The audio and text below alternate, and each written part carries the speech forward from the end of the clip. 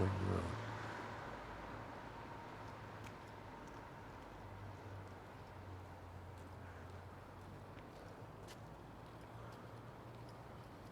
Where are we today, Phil?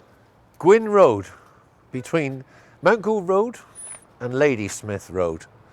Now, in my opinion, this is the site of the battle of what is known today as Freedom Fields, the Sabbath day. Site. Very close to this area would be where the fighting took place.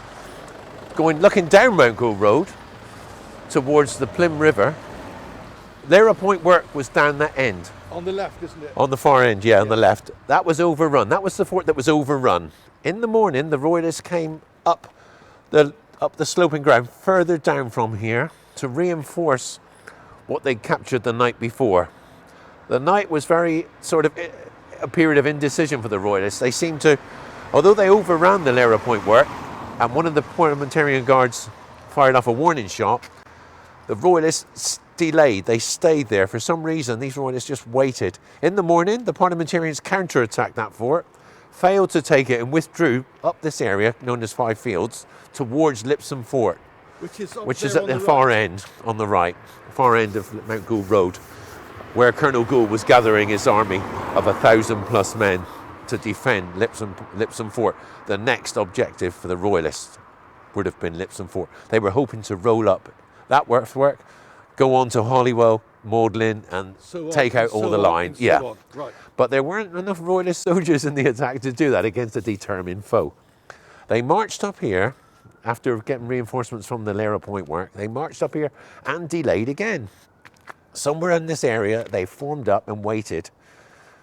When they were ready to attack, it was too late. Colonel William Gould has gathered his men together and counter-attacked them. So they met in the middle. Both sides moved forward, met in the middle, hand-to-hand fighting. In the meantime, a roundhead force was moving around their flank, 60 musketeers. The battle, as I've talked about, was won by the Parliamentarians. The Royalists fled down towards the river, Lipson Creek. But what we're going to talk about today is what it was like here after the battle, the day after the battle. On a Monday morning, Like with today, the mist, like with the today. cold. Some of the wounded have been already moved back towards the Lipsome Fort, taken away. The lightly wounded would have been down. In this area, you would have had dead bodies. With the cold, they were like grotesque statues just laying in the mud, waiting to be found. Although some had been taken away the day before, a lot of them were still waiting to be found because they were this area, although it was fields, there was trees and bushes and hedges. So men went out looking for the dead and wounded because they were still finding wounded men who were not found the night before. There were a few horses as well that had been, some of them just blown apart, just left here with their legs sticking up in the air. If this was the summer, the bodies would have bloated by now. But being winter, it was cold, so none of the usual decay had set in very much. So these bodies were easy to be buried, and they were buried in pits. They were stripped of their clothing, anything useful, and buried in where they fell, really. They dug a pit, bring these men over, bury them in here. So those people are still here? Yeah, nobody knows where they were. Under some of these houses? Yeah. In this area? There could be about 20 to 30 dead bodies. It makes you wonder, doesn't it?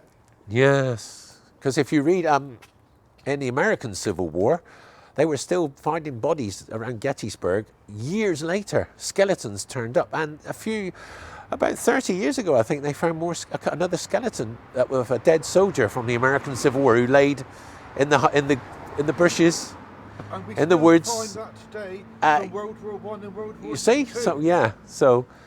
But in the English Civil War, being a small battlefield, they wouldn't have all been discovered on the first day. So they were still finding bodies. It was a solemn day. I mean, Mayor Coles said the Lord delivered us from... Okay, sorry. The mayor was very grateful for what happened here. He said the Lord delivered us on this day. It was a great celebration for Plymouth. Like I said, women brought up strong waters to feed their troops. It was a very somber atmosphere after a battle. There's no noise. People were walking around looking for their relatives. The women from Plymouth, some of them lost a husband. Like I said, William Bloy, who was killed during the fighting. Left his wife and 3 kids, so she probably tried to find his body but couldn't find it. What else would be left on the battlefield? Very little. Anything of use would be taken, scavenged. Men were buried in their underclothes normally, their undershirt, their pants. That's it. Everything else that was useful was taken off. It depends. I mean, that's on the bigger battlefields. Here it could have been they were just put in pits with their clothes on. Anything, belts, armour, weapons would be taken. Money, they would go through their pockets. Because people weren't very rich in those days. There weren't a lot of rich people around. A lot of soldiers who fought in the war fought for a reason. So by the weekend after, the Sunday after, it would be just an empty field. again. Yeah, it would have been cleared. Almost as if nothing Yeah, happened. maybe a few broken weapons. Cannons were weapons were very scarce, so anything that could be mended would be mended. There's references in the accounts of Plymouth saying gunsmiths are paid to repair weapons, broken weapons. So flags would have been flying. Any flags found on the site. Horse harness would have been taken. Horses would be stripped. Their hooves for glue, their horseshoes, anything useful would be taken off a battlefield. Scavengers. What would be the atmosphere in Plymouth? Rejoicing. Church bells rang. After the Sabbath day fight, they rang the church bells. And they celebrated every year on December the 3rd, or the closest Sunday to it. That would have been the bells of St Andrews.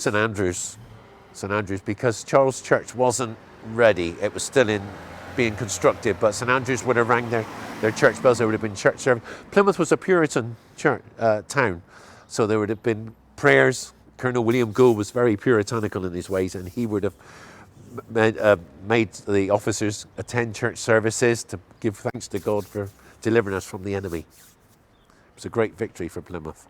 And for the country as a whole. Well, for Parliament's cause, yeah, not for the King, because Plymouth held out. Absolutely. It wasn't the end of the siege. They were fighting on December the 18th around Mutley Plain, Magdalen Fort. The Royalists tried again and again, but they couldn't get in. There was more vicious fighting to come. But this is the one they remember. The Sabbath day fight was the significant, and it might have been to do with the Sabbath day being a Sunday, because people didn't like to fight on a Sunday. How big an area was the actual fighting over here, do you think? Well, you'd have to line up 1,000 men from this area down to that way, maybe 1 or 2 lines. It sort of went across. Difficult to say, really, Steve. Football field? Football field, yeah, because it wasn't a big area. In fact, 2,000 men fighting is. If you put 2,000 men in a football stadium of 45,000, you see how many there is actually there. Nothing. It's quite small as battles go. Would anyone from Plymouth have come up to watch it? Yes, people watch battles. They like to watch. They want to see what's going on. The Battle of Bull Run in American Civil War is a popular one where the people from Washington came out in picnic mood, and they had picnic baskets. They came, ladies and men, and when the Union Army was routed, they panicked and they all fled. There were soldiers, women, children, and carriages all going towards Washington. But it wouldn't be like that here. Like I say, most of the women didn't come up till after. People were watching from Lipson Fort. Mayor Coles might have been here. Philip Francis was fighting here, the old mayor of Plymouth. There was a lot of famous people. Michael Searle was a major, recently promoted. His unit fought here. He fought at Freedom Fields, and he was promoted again before the end of the month to Lieutenant Colonel, and he rewarded his soldiers in his company with a bonus for their part in the action. So it had a significant impact on Plymouth, the Sabbath day fight, and the people of Plymouth. I wonder if the sun shone on that Monday like it does today. It shone on Plymouth.